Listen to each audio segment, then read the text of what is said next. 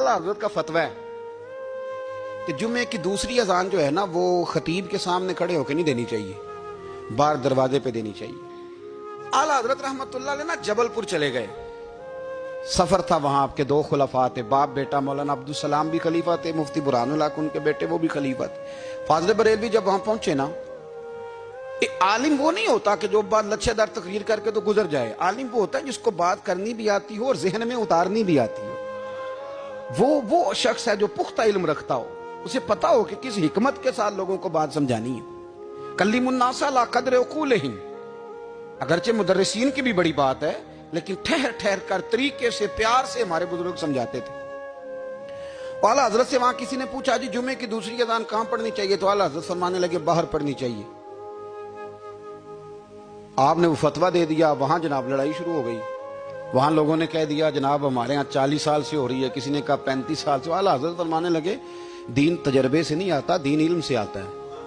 यानी 40 साल तजर्बा हो गया तो इसका मतलब है आप आलिम हो गए। दीन का ताल्लुक तजर्बे से वो इल्म से है। वो बहस हो गई। आला हजरत ना अंग्रेज की अदालत नहीं जाते थे, फरमाते थे अदालत तो वो होती है जहां अदल होता है, आप उसको कचहरी कहते थे, अदालत कहती नहीं। तो कभी गए ही नहीं थे।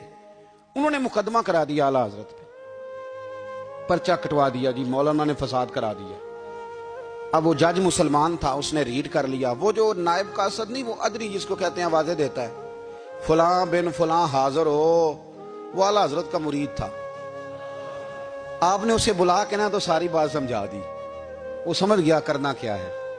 जब बारी आई ना आला हजरत की, तो जज साहब ने केस पहले पढ़ लिया था कि ये मसला है। मौलाना कहते हैं अजान बाहर पढ़ो, तो कुछ लोग कहते हैं सामने पढ़नी चाहिए। उसने कहा भी बुलाओ मौलाना रजा अली खां वल्द नकी अली खां। वो कहने लगा खड़ा होकर ना जज के सामने, कानों में दोनों बिल्कुल जज के आवाज देनी थी ना बाहर जाके, तो जज साहब के सामने जज साहब की तरफ मुंह करके कहने लगा मौलाना रजा अली खां वल्द नकी अली खां हाजिर हो। और जज कहने लगा बेवकूफ बाहर जाके कह।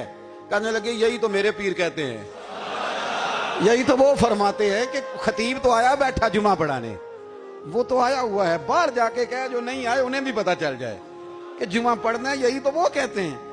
वो जज कहने लगा मौलाना को आने की जरूरत नहीं, वो जो भी कह रहे हैं ठीक ही कह रहे हैं, वो ठीक कह रहे हैं जो भी कह रहे हैं। उन्होंने फिक्री तौर पर लोगों की तरबियत की, उन्हें बात समझाने। एक मौलाना ने कह दिया कि नबी पाक सल्लल्लाहु अलैहि वसल्लम को तो गैब का इल्म ही नहीं, तो आला हज़रत फरमाने लगे तू बता अगर ना हो हुजूर को गैब का इल्म तो तेरा क्या फायदा है।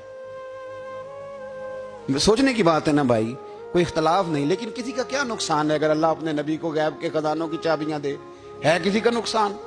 अजीब फलसफा है ना। मैं सफर करता रहता हूं तो बच्चे मैप लगा लेते हैं, उसको गैब है किधर जाना है किधर नहीं जाना, ले जाता है कि नहीं, लेफ्ट हो जाओ राइट हो जाओ, किसने बताया उसे। उसकी बात मानना इस्लाम के कुफर। अल्लाह अकबर, उलझ गई ना बात। फिर वो बताता है कि आप 5 घंटे 4 मिनट में फलां जगह पहुंच जाएंगे, तो उतनी देर में बंदा पहुंच जाता है एंड टाइम पे। तो ये बात मानना इस्लाम के कुफर। लेकिन मुझे अफसोस इस बात का है कि डॉक्टर का अल्ट्रासाउंड मानने वाले, मैप की बातें मानने वाले, कल इतने बजे बारिश हो जाएगी ये मानने वाले, अगर कहा जाए कि रसूल पाक ने ये गैब की खबर दी है तो लोग अड़ जाते हैं। आला हज़रत फरमाते हैं यूं ना करो जिसे कोई साइंसदान पढ़ाए, अगर वो बहुत सारी बातें बता सकता है तो जिसे रब रहमान पढ़ाए। रहमान अल्लमल कुरान खलकल इंसान। मैं तुम बात ही नहीं मानते। फाज़िल बरेलवी ने अद-दौलतुल मक्किया पूरी किताब लिखी है और आप फरमाते हैं अल्लाह ने सबसे ज्यादा गैब की खजानों की चाबियां अपने नबी को अता फरमाई है। तो आपने हर महाज पर हुजूर की शान बयान फरमाई, नबी पाक की अजमतों के तज़किरे किए। आपने फरमाया कि औलिया अल्लाह सूफिया बुजुर्ग इन पर तनकीद ना करो। हमारा ना आज मिजाज बन गया है, मैं अक्सर कहता हूं कि लोगों का जायका खराब हो गया है। ये जो लोग कहते हैं ना नमाज में दिल नहीं लगता, महफिल में सुरूर नहीं आता, हम जब ऐनक तनकीद की लगा के जाते हैं तो कैसे मजा आएगा।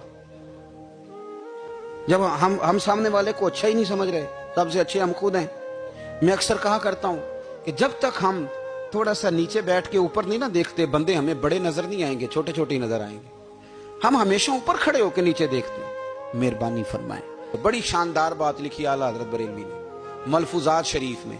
आप फरमाते हैं 2 बड़े जबरदस्त कारी थे। तलफ़ुज़ अच्छा ही होना चाहिए, लेकिन इसका यह मतलब नहीं कि फिर आप सब पे तनकीद ही करते रहे। आला हज़रत फरमाते 2 कारियों ने ना एक बुजुर्ग के पीछे नमाज पढ़ी, तो उनके ना कुछ कवायद मुस्तहब, कुछ कवायद ठीक नहीं थे। تو کہنے لگے شہرت تو بڑی سنی تھی پر بابے کو تو قرآن بھی صحیح نہیں پڑھنا آتا. یہ اعلیٰ حضرت نے لکھا ہے. چھوڑو جو یہ بھی کو بلی ہے. فرماتے ہیں بس مستحب قواعد ٹھیک نہیں تھے, جو چیزیں ضروری ہیں وہ ٹھیک پڑھتے تھے بابا جی. اب ان دونوں نے تنقید کی دل میں اور باہر نکل گئے ایک دوسرے سے, کہنے لگے یار کتنا سوچ کے آئے تھے پر یہ تو قرآن پاک بھی ٹھیک نہیں پڑھتے. اب موسم تھا تھوڑا سا ایسے ہی معتدل موسم تھا, نہ زیادہ گرمی تھی نہ زیادہ سردی تھی. قریب ایک جھیل تھی. کپڑے اتارے, تہمتیں باندھی اور جھیل میں گھس گئے نہانے کے لیے. ایک شیر آیا تو کپڑے اٹھا کے لے گیا. اب بندہ پانی میں کتنی کو دیر رہ سکتا ہے؟ موسم بھی معتدل تھا, بڑی گرمی میں بھی بندہ زیادہ نہیں رہ سکتا. ٹھٹھرنے لگے, پریشان ہو گئے, کانپنے لگے, جائیں تو کدھر جائیں, بڑے پریشان. اب شیر بیٹھا ہے سامنے اور پہاڑی کے اوپر وہ بیٹھا, کپڑے لے کے. اعلیٰ حضرت فاضل بریلوی رحمت اللہ تعالی علیہ فرماتے ہیں کسی نے جا کے بزرگوں کو بتایا کہ وہ آپ کے مہمانوں کے کپڑے لے گیا شیر. تو ٹھٹھر رہے. وہ بزرگ آئے اور آ کے نا تو شیر کو آواز دی, اللہ ہر مشکل دی کنجی یارو ہاتھ مرداں دے آئی. شیر کو آواز دی, کہنے لگے ادھر آئے نا. وہ آیا تو تھپکی دی. فاضل بریلوی نے حقوق والدین پہ لکھا, حقوق اولاد پہ لکھا, استاد کے حقوق پہ لکھا, شاگرد کے حقوق پہ لکھا. اعلیٰ حضرت نے پڑوسیوں کے حقوق پہ لکھا. فاضل بریلوی رحمت اللہ نے پیر اور مرید کے حقوق پہ لکھا. اعلیٰ حضرت نے شرطیں بیان کی مرید کس کا ہونا ہے, شرائط. فرمایا سب سے پہلے 4 شرطیں دیکھو پھر بیعت کرنا. پہلی بات یہ کہ وہ بندہ اتنا عالم ہے کہ ضرورت کے مسئلے بتا سکے, جاہل کی بیعت جائز نہیں. اور دوسرے نمبر پہ فرمایا یہ بھی دیکھو کہ اعلانیہ گناہ تو نہیں کرتا, ظاہری طور پر شریعت کا پابند ہے. تیسرے نمبر پر یہ دیکھو اس کا سلسلہ متصل ہے, باقاعدہ کسی سے مرید ہوا ہے, سلسلہ اوپر تک صحیح چل رہا ہے. اور فرمایا چوتھا یہ ضرور یاد رکھنا کہ خلیفہ مجاز ہو, کسی شیخ کامل نے اسے اجازت بھی اپنی مرضی سے نہ بن کے بیٹھ گیا ہو کہ مجھے تویز مل گئے ہیں, یہ نہ ہو. فرمایا ان چیزوں کو دیکھو اور پھر پوری پابندیاں لگائیں. کسی نے پوچھا پیر اور مریدنی کا پردہ ہے؟ تو اعلیٰ حضرت فرمانے لگے نبی پاک کی جو بیویاں ہیں نا وہ مومنوں کی مائیں ہیں, ان کو قرآن نے مائیں کہا ہے. تو اگر اس ماں کا بیٹے سے پردہ ہے تو پھر مریدنی کا پیر سے پردہ کیوں نہیں؟ فرمایا واجب ہے مریدنی کے لیے پیر سے پردہ کرنا, واجب ہے. آپ کو ایک بزرگ تھے, انہوں نے اپنے ہاں جلسے پہ بلایا. جب آپ پہنچے تو وہ عورتوں کو ننگے منہ تعویذ دے رہے تھے. آپ نے دور سے دیکھا تو واپس آ گئے. وہ دوڑے پیچھے, کہنے لگے مولانا کچھ تو خیال کریں, لوگ کیا سوچیں گے, ایسے چلے گئے. تو آپ فرمانے لگے شاہ جی آپ نبی پاک کی شریعت کا خیال نہ کریں تو میں آپ کا خیال کروں؟ شریعت اسلامیہ کا خیال نہیں کر رہے, بے پردہ عورتوں میں بیٹھے ہو. وہ کہنے لگے میں توبہ کرتا ہوں, آج کے بعد نہیں کروں گا. فرمایا پھر ہاتھ بڑھائیے, پھر میں آپ کے ہاتھوں کے بوسے لیتا ہوں. اس لیے کہ اگر آپ مان گئے ہیں تو پھر ہمارا اختلاف نہیں. ساری زندگی دین کی پہرے داری کی.